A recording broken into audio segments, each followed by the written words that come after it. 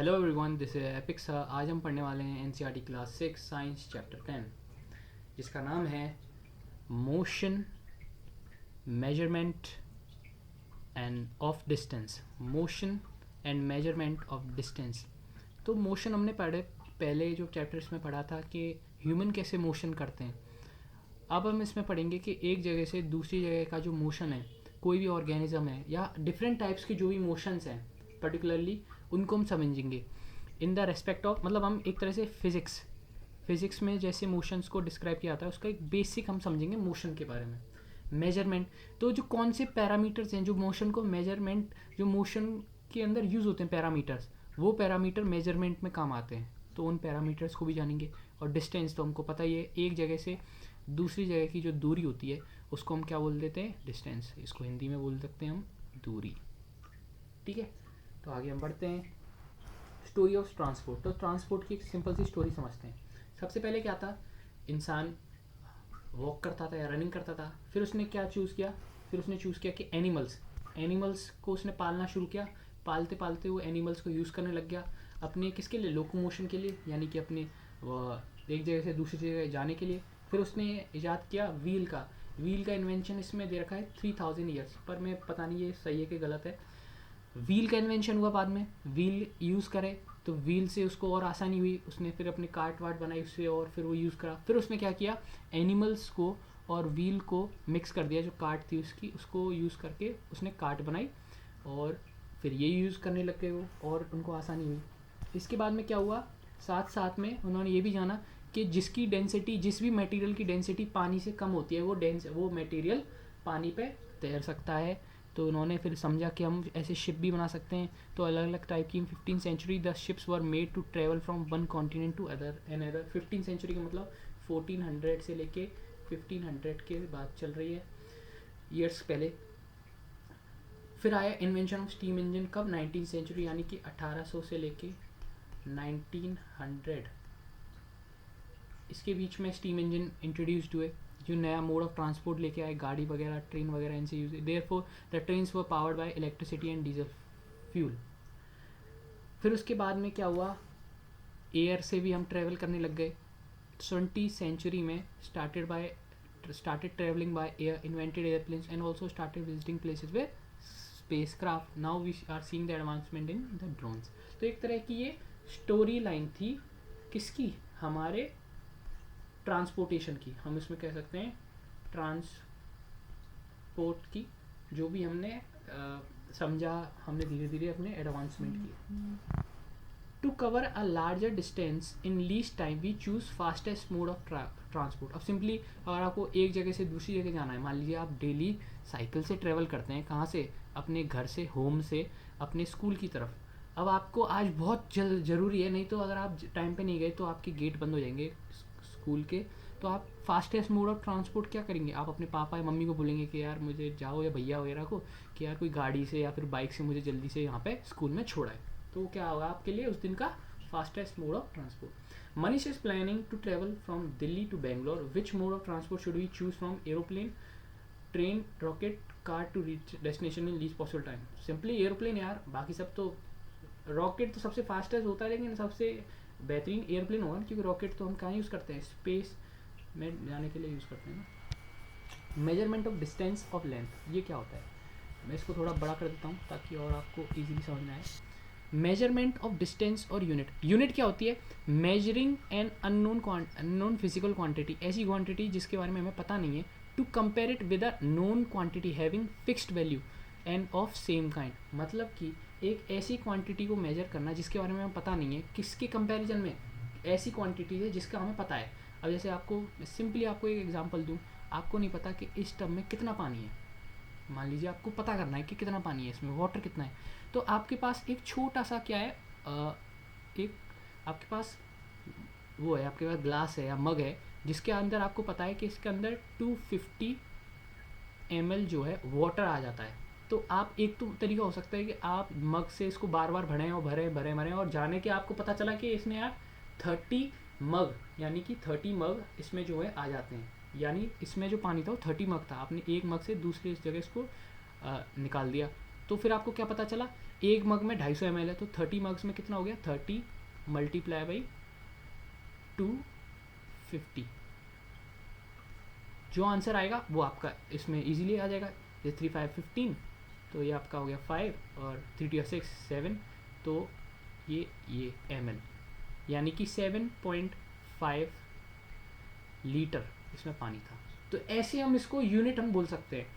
Measuring an unknown physical quantity to compare with the known quantity having fixed value of same kind, this known fixed quantity is called unit। इसको हम क्या बोलते हैं, unit बोलते हैं।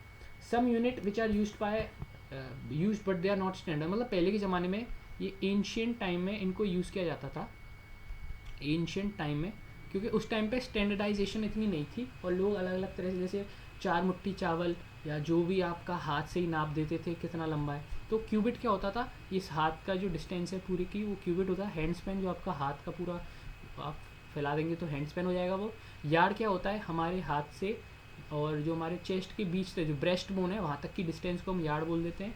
Foot span क्या होता है, जो आपका फुट का जो जितना बड़ा होता है। अब यार स्टैंडर्डाइजेशन ही क्यों नहीं हो सकता, किसी का फुट बड़ा हो सकता है, किसी का जैसे किसी आदमी के आदमी डिपेंड करेगा यार्ड कितना बड़ा है। हैंड स्पैन भी किसी का बड़ा हो सकता है, छोटा हो सकता है, तो आप भरोसा नहीं कर सकते या आप पक्का नहीं कर सकते कि यार इतना ही है। फुट स्पैन और अंगुल, एक उंगली अंगुल या फिर मुट्ठी यानी फिस्ट, तो स्टैंडर्डाइजेशन नहीं है। फिर इनके बाद हमने क्या जाना, फिर हमने स्टैंडर्ड यूनिट्स ऑफ मेजरमेंट को देखा।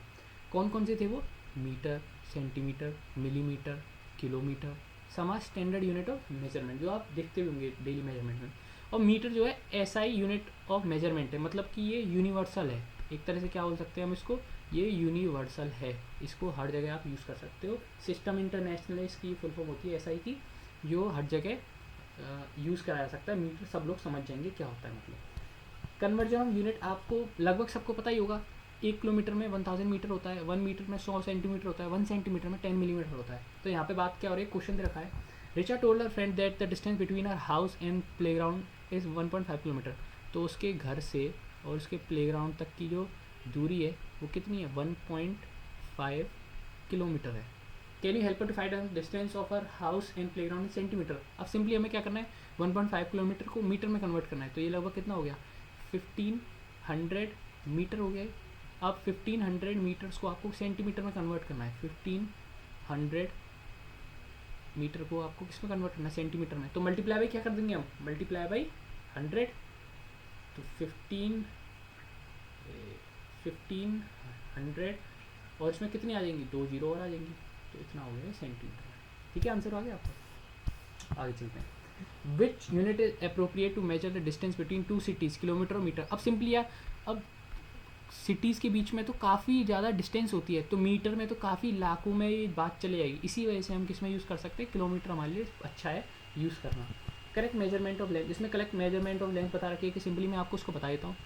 अगर आप स्केल से यूज़ करें तो आपका जीरो जहाँ से पॉइंट कर रहा है वहाँ से आपको हमेशा अपनी मेजरमेंट शुरू करनी चाहिए और जहाँ पे जा रहा है वहाँ तक करनी चाहिए। अवॉइड करनी चाहिए वो मेजरमेंट जहाँ पे अगर आपको जीरो नहीं दे रखा हो या फिर पर्टिकुलर आपको मेजरमेंट के लिए प्रॉपर इंस्ट्रूमेंट नहीं है, ये इसका बोलना था। हमेशा जो रीडिंग लेनी चाहिए वो उसके प्रॉपर आँखों से जो प्रॉपर आप देख रहे हो उसके ऊपर होना चाहिए। जैसे while reading the measurement I must exactly in front of the point, जिस पॉइंट पे हम मेजरमेंट लेना उसके जस्ट सामने होना चाहिए। अब इस बंदे की मेजरमेंट भी गलत है, इस बंदे की मेजरमेंट भी गलत है, इस बंदे की बिल्कुल सही मेजरमेंट है।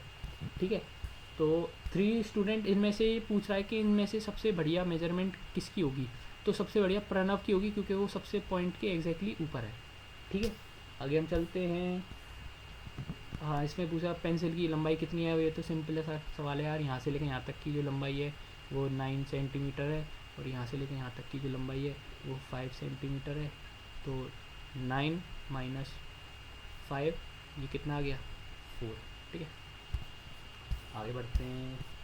Measuring the length of a curve line. अब कर्व लाइन है, जैसे मान लीजिए कोई भी आपने देखा ये कर्व लाइन है, तो अपन क्या करेंगे, एक सिंपली एक थ्रेड लेंगे यहाँ से जो शुरू हो रहा हो और उस थ्रेड को यहाँ से लेके इसके ऊपर, मतलब मैं एक तरह से साइड में से लगा रहा हूँ पर आपको समझना है कि जस्ट इसके ऊपर है, तो इसके ऊपर इसको लेके पूरे इसके ऊपर सेट कर देंगे। ऐसे लगा सकते हैं थ्रेड को। तो और फिर थ्रेड को क्या करेंगे अपन, स्केल पे, जैसे हम नीचे में दिखा देता हूँ आपको, थ्रेड को अपन ने प्रॉपर ऐसे किया और अब उसको स्केल पे उसको अप्लाई करेंगे ऊपर ऐसे और मेजर कर लेंगे कितना डिस्टेंस है या फिर कितना बड़ा है, लेंथ क्या है उसकी, लेंथ बोलेंगे यहाँ पे, डिस्टेंस नहीं लेंथ बोलेंगे। Moving thing around us, motion, a body और an object is said to be in motion, a body या फिर object is said to be in motion कब, व्हेन अ बॉडी और an object changes its position, जब वो अपनी position को change करती है with respect to time, time के रेस्पेक्ट में जब हम अपनी पोजीशन को चेंज करते हैं या फिर किसी ऑब्जेक्ट की बॉडी या फिर किसी ऑब्जेक्ट की पोजीशन को हम चेंज कराते हैं विद रेस्पेक्ट टू टाइम, तो हम उसको क्या बोलते हैं, body is in motion. Rest में क्या होता है, अ बॉडी और an object said to be in motion when a body और an object changes its position with respect to time. थोड़ा इसमें गलती है, इसको हम लाइन को सिंपली कर सकते हैं, अ बॉडी और an object is set to be in rest, इसको काट के मोशन को काट के क्या लिख देंगे, रेस्ट व्हेन अ बॉडी और एन ऑब्जेक्ट, इसमें यहाँ पे आ जाएगा does not changes, a body और an object said to be in rest when a body और an object does not changes its position with respect to time. तो ये कितना हो गया अपना रेस्ट का, अपनी डेफिनेशन हो गई। Remember that the state of a body, motion of a body is always relative. मैं इसका आपको सिंपली एक एग्जांपल भी दूं तो अपन इसको समझेंगे भी, और इसके सिंपली अगर मैं आपको एग्जांपल दूं कि मान लीजिए अपनी कोई ट्रेन है, ये मान लीजिए अपनी ये ट्रेन है और ये यहाँ से ये विंडो है और ये ट्रेन ऐसे पीछे जा रही है, तो यहाँ पे जो रेलवे स्टेशन पे जो एक बंदा है उसके लिए, तो यहाँ पे जो बंदा है ये जो बैठा हुआ है, मान लीजिए ट्रेन के अंदर बैठा हुआ है, ट्रेन क्या कर रही है, चल रही है। अब ट्रेन आई और ट्रेन यहाँ से चल पड़ी, तो इस आदमी के लिए तो ये आदमी जो है रमेश, मान लीजिए ये आदमी है रमेश और ये जो आदमी है ये क्या है, सुरेश। तो रमेश के लिए सुरेश तो मूव कर रहा है, यानी कि वो रेस्ट पे नहीं है, मूविंग है। लेकिन सुरेश के लिए खुद, अगर आप सुरेश को देखेंगे तो वो खुद को तो कहेगा कि मैं तो बैठा हुआ हूँ, मैं तो रेस्ट पे हूँ। तो इसी चीज़ को हम क्या कहते हैं, रिलेटिव मोशन। किसी बंदे के लिए और किसी के लिए और हो सकता है, वो समझ रहे हो। अ पर्सन ऑन और ऑब्जेक्ट ऑन अर्थ एट रॉस्ट, मतलब इसका सिंपली ये क्वेश्चन पूछ रहा था कि सन के लिए जो अर्थ पे जो भी ऑब्जेक्ट हैं वो भले ही रेस्ट पे या मोशन पे, वो सब उसके लिए मोशन में है। जैसे ये बंदा साइकिलिंग कर रहा है तो ये तो मोशन में है, लेकिन ये तो रेस्ट पे जो बंदा बैठा हुआ है। लेकिन अर्थ तो कंटिन्यूसली रिवॉल्व करती है सन के अराउंड, तो इसी वजह से जो भी मोशन पे या रेस्ट पे है अर्थ पे, वो सब सन के लिए क्या है, मोशन पे है, मोशन में है सन के लिए, ठीक है। टाइप्स ऑफ मोशन, कितने प्रकार के मोशन होते हैं, एक रेक्टिलिनियर मोशन होता है, मोशन इन स्ट्रेट लाइन, इसको रेक्टिलिनियर मोशन, गाड़ी वगैरह जो बस करती हैं। सर्कुलर मोशन, एक फिक्स्ड पाथ में, ये इसका फिक्स्ड पार्ट हो गया, फिक्स्ड पार्ट के अराउंड रिवॉल्व करना सर्कुलर में, तो क्या हो गया अपना, object move around that it's distance from a fixed point remains the position, वो सर्कुलर हो गया। रोटेशनल मोशन क्या हो गया, when an object moves around on its axis, जब वो एक्सिस के अराउंड अपने मूव करता है, मूव कर रहा है, तो उसको हम क्या बोलेंगे, रोटेशनल मोशन।